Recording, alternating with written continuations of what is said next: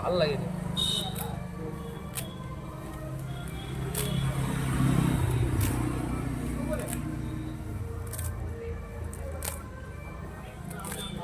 দাদা ঘাস কি করবেন? এই ঘরে খরগোশ বাচ্চা আছে।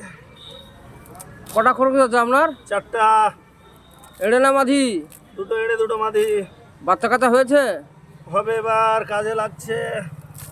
অন্নপ্রাশন? আগে বাচ্চা হোক। ও, আপনি অত নোংরা হাত দিচ্ছেন কেন? ঘাস তো নোংরায় আছে দাদা, এই হাতও বিভিন্ন নোংরা জায়গায় যায় দাদা। ও, যা হোক পরিষ্কার হয়ে যাচ্ছে ঘাসগুলো আর কি।